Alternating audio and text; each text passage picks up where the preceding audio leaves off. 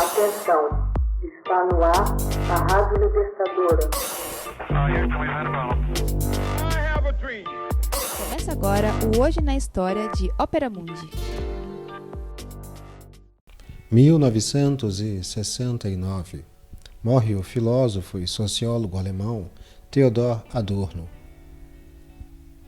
Theodor Adorno, filósofo, sociólogo, museólogo e compositor alemão, morreu em Visp, na Suíça, em 6 de agosto de 1969. Foi um dos expoentes da chamada teoria crítica da sociedade da Escola de Frankfurt, juntamente com Max Horkheim, Walter Benjamin, Herbert Marcuse.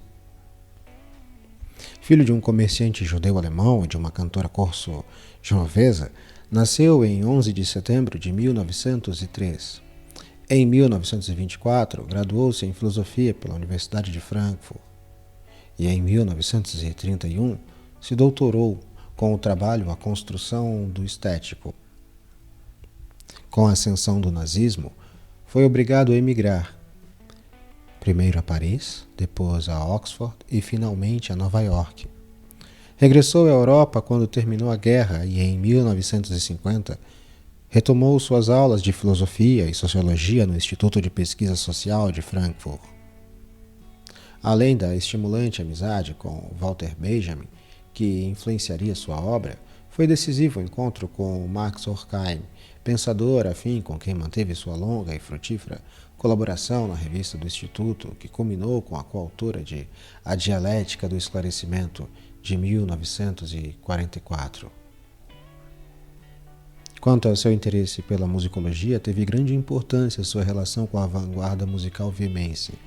As considerações sociológico-musicais que desenvolveu em Filosofia da Nova Música, de 1949, e mesmo na pesquisa sobre Wagner, de 52, e Dissonâncias, a música de um mundo administrativo, de 1956, constituem parte substancial de sua obra teórica. Valorizando a dissonância ante o ouvido convencional, Adorno se propõe observar o potencial utópico que se introduz, uma vez que a música também expressa as contradições da sociedade, levando à crise do estatuto do existente e convertendo-se assim num protesto contra a falta de liberdade e uma tendência de um futuro distinto. No plano filosófico e sociológico, os dois temas centrais da reflexão crítica de Adorno são, de um lado, a impiedosa lucidez frente às tendências predominantes da realidade moderna e, por outro, a tensão utópica a uma dimensão outra do presente coisificado e alienado, se bem que a recuse e a declare impossível. Com a sequência de uma formação dialético-hegeliana, Adorno confirma a importância da negação como instrumento da crítica à sociedade.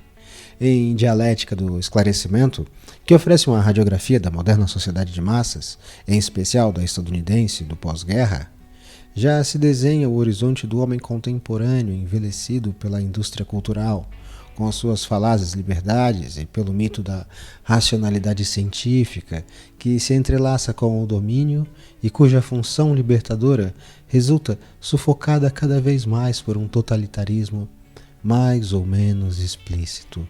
Daí, sua constante polêmica com o pensamento instrumental, com o culto da exatidão e com qualquer forma de historicismo progressista.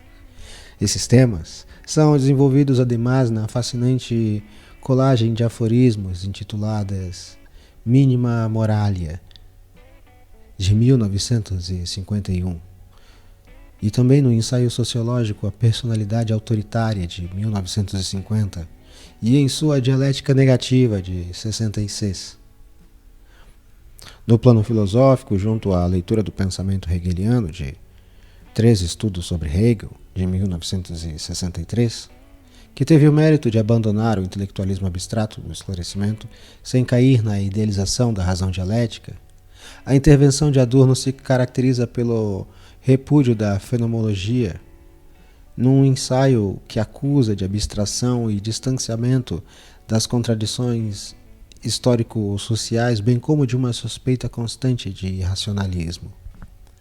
a função dialético-negativa, inspirada a princípio pelo rechaço do que é em nome do que ainda não é, apoia também a crítica adoniana da cultura e suas intervenções na literatura, recolhidas em Prismas.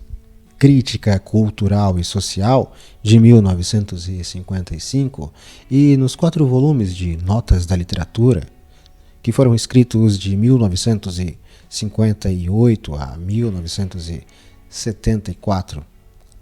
Pouco antes de morrer, Adorno terminou uma teoria estética publicada póstumamente, em 1970, em que afirmou uma vez mais a urgência do nexo entre crítica e utopia. A arte só se justifica como recordação dos sofrimentos acumulados no transcurso da história, exigindo um resgate da vida ofendida e um ato de reparação a ela em virtude de um futuro qualitativamente distinto. Durante seu exílio nos Estados Unidos, Adorno colaborou numa investigação fundamental sobre a psicologia do antissemitismo, A Personalidade Autoritária, de 1950. A contribuição de Adorno nessa obra se apresenta na conhecidíssima elaboração das escalas de medida das tendências fascistoides, potencialmente presentes, inclusive entre os membros das sociedades democráticas, como a estadunidense. Atitudes ligadas ao preconceito e à adesão a modelos de comportamento estereotipados e conformistas. A crítica da sociologia positivista deixou sua marca em Sociológica, de 1956, escrita em colaboração com Horkheim. Para Adorno, esta sociologia, ligada ao detalhe, perde de vista a realidade social, o que a priva de uma orientação racional que esteja centrada nas necessidades primárias da existência. Em seus escritos sociológicos de 1972, Adorno insiste na importância de aplicar o método dialético ao conhecimento da sociedade contemporânea, como o único capaz de escapar da imagem petrificada que esta oferece de si mesmo.